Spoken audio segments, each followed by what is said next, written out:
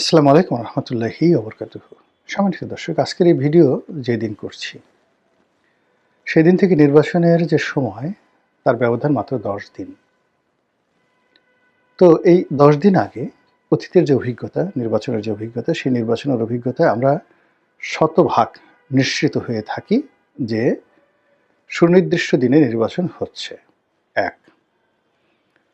২ নম্বর হলো যে অতীতের সবগুলো নির্বাচন কেবলমাত্র ২০১৪ সনের যে নির্বাচন, সেই নির্বাচনের একেবারে ফল যেদিন প্রকাশিত হলো, সেদিন পর্যন্ত পুরো দেশ জাতি আশঙ্কা করেছিল যে নির্বাচন হবে না। তারপর পুরো দেশ জাতি আশঙ্কা করেছিল যে নির্বাচন হলেও সেই নির্বাচন টিকবে না ২০১৪ সনে। আরেকটা নির্বাচন অতি সত্বর হচ্ছে। কিন্তু বাস্তবে দেখা গেল যে সেই বিনা ভোটে নির্বাচন, বিনা প্রতিদ্বন্দ্বিতার নির্বাচন, সেই নির্বাচনটি টিকে গেল ৫টি বছর। এবং নির্বাচিত সরকার হিসেবে আওয়ামী লীগের যে দাপট ছিল ২০০৯ থেকে ২০১৪ অবধি, সেই দাপট ২০১৪ পরে আরো বেড়ে গেল। মানে আমাদের দেশের একটা কি বাজে কথা আছে যে গাছের চাইতে মানে লতার দাপট বেশি, গাছের চাইতে পরগাছার ভাবসাব বেশি। তো জনগণের প্রত্যক্ষ ভোটে নির্বাচিত হয়ে ২০০৯ থেকে ২০১৪ অবধি আওয়ামী লীগ যে দাপটগুলো দেখিয়েছে, যে কর্তৃত্ব দেখিয়েছে, যে আত্মবিশ্বাস দেখিয়েছে, তার চেয়ে অনেক অনেক বেশি নেতিবাচক কর্মকাণ্ড তারা ২০১৪ থেকে ২০১৮ এই সময়টিতে করেছে। কোনো লাজ লজ্জা, মান অভিমান, কোনো ধরনের যাকে বলে দ্বিধা সংকোচ তাদের মধ্যে ছিল না। অ্যাজ ইট ইজ প্রথমে কয়েকদিন তারা চুপচাপ ছিল, প্রথম ৬ মাস। এবং নির্বাচনের সময় তাদের যারা সিনিয়র নেতৃবৃন্দ তারা বলার চেষ্টা করেছিল যে খুব অল্প সময়ের মধ্যে আমরা আরেকটা নির্বাচন দিয়ে সব দলের অংশগ্রহণ নিশ্চিত করব। স্বয়ং অর্থমন্ত্রী আবুল মাল আব্দুল মুহিত সাহেব এই কথাগুলো বলেছিলেন। কিন্তু পরবর্তীতে যখন দেখা গেল নির্বাচন হয়ে গেছে, অমনি সাবেক প্রধানমন্ত্রী গণভবনে বিশাল পিঠা পায়েস পুলির আয়োজন করলেন। তার অনুগত সাংবাদিক, সাহিত্যিক, নাট্যাভিনেতা, অভিনেত্রী, ব্যবসায়ী, আমলা কামলা সবাই সে উৎসবে অংশগ্রহণ করল। এবং সেখানে তিনি সকলের স্বতঃস্ফূর্ত অংশগ্রহণ এবং সকলের মধ্যে নির্লজ্জতা, বেহায়াপনা এবং ক্ষেত্র বিশ্বাসী যেটাকে বলে ইত্রামি, এগুলো দেখে তিনি নিশ্চিত হলেন যে ভোট হয়েছে এটা নিয়ে তার লজ্জা বা দ্বিধার সংকোচের কোনো কারণ নেই। যদি লজ্জা থাকতো তা এই মানুষগুলো আসতো না। যদি লজ্জা থাকতো এই মানুষগুলো তাকে অভ্যর্থনা জানাতো না।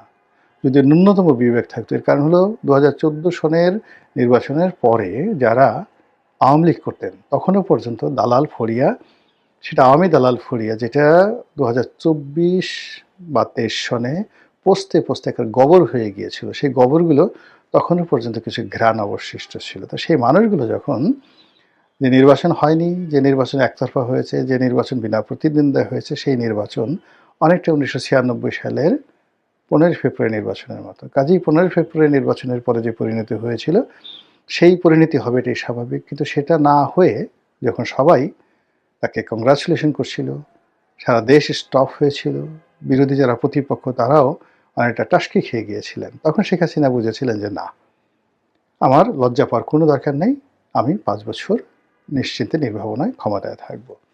তো সেই নির্বাচনটি ছাড়া অতীতের যে নির্বাচনগুলো হয়েছে সেই নির্বাচনের পরে আমরা আগে এবং পরে আমরা সবসময় এটা নিশ্চিন্ত অনুমান করতে পারতাম কী কী ঘটতে যাচ্ছে, কে মন্ত্রী হবে, কে হবে না, কে এমপি হবে, হবে না, নির্বাচনে কে পরাজিত হবে, কে জয়ী হবে, এগুলো 90% অ্যাকুরেসি নিয়ে আমরা বলতে পারতাম। কিন্তু এবার কি হলো, এবার আমাদের দেশের কোনো জ্ঞানী গুণী পণ্ডিত কেউ আমরা বলতে পারছি না যে ১২ই ফেব্রুয়ারি নির্বাচনটি শতভাগ নিশ্চিতভাবে হচ্ছে।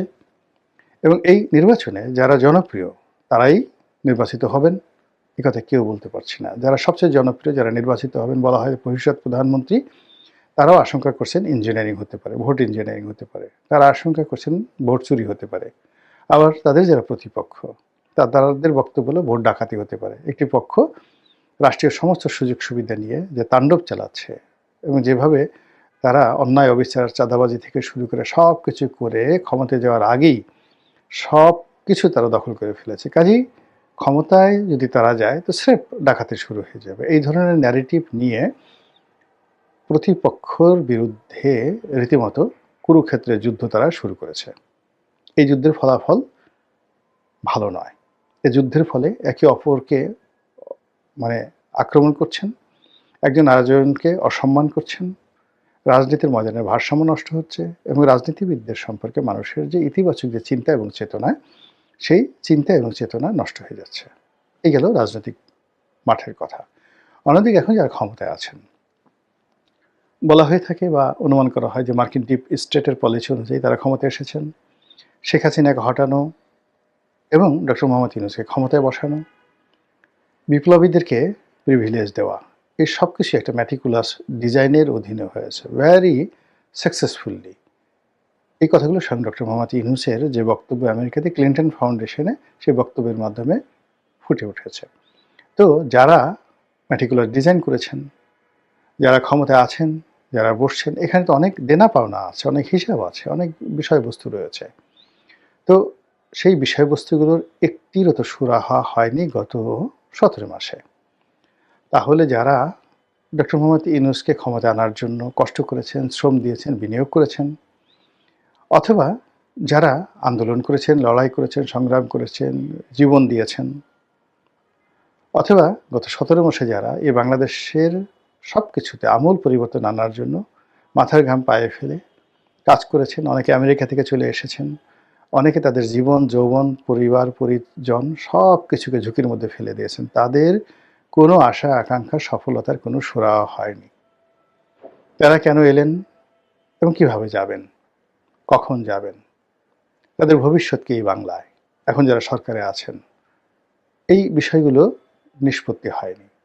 নিষ্পত্তি না হওয়ার কারণে যারা ক্ষমতাসীন আছেন তাদের ব্যাপারেও জনগণ এবং স্টেক হোল্ডার পলিটিশিয়ানস, যারা আগামীতে রাজনীতিতে গুরুত্বপূর্ণ ভূমিকা পালন করতে চান, তারা নিশ্চিত হতে পারছেন না। এখানে পক্ষগুলো অভিনয় করছে, প্রায় সব পক্ষই একে অপরের বিরুদ্ধে অভিনয় করছে এবং যেভাবে টারজান সিনেমাতে টারজান বুকের উপর জোরে জোরে থাপ্পড় মেরে বাঘ, ভাল্লুক, সিংহকে ভয় দেখাতো। আপনারা যে সিনেমা দেখেছেন টারজান দ্য অ্যাপম্যান, এডগার রাইস বারোসের, তো সেই সিনেমাতে টারজান যেভাবে প্রতিপক্ষকে ভয় দেখানোর জন্য নিজের বুকে থাপ্পড় মেরে বিকট শব্দ করত, সে টারজানের ডাক টেলিভিশনে আমরা ছোটোকালে দেখেছি, টারজান, $6 মিলিয়ন ম্যান ইত্যাদি, ইনক্রেডিবল হক, এই জিনিসগুলো দেখেছিলাম আমরা ছোটোকালেতে। সেই রকম সিনেমার মতো ঘটনা ঘটছে। প্রত্যেকটি রাজনৈতিক দল আমিই বড়, আমিই ভালো, আমি ছাড়া দুনিয়াতে অন্য কোনো ভালো নেই, এই একটা ন্যারেটিভ। আর প্রতিটি রাজনৈতিক দল প্রতিপক্ষ খারাপ, প্রতিপক্ষ জাহান্নামী, প্রতিপক্ষ চাঁদাবাজ, প্রতিপক্ষ বেঈমান, মুনাফেক, এগুলো থেকে শুরু করে কাফের মাফের যা কিছু আছে সব কিছু বলা শুরু করছেন।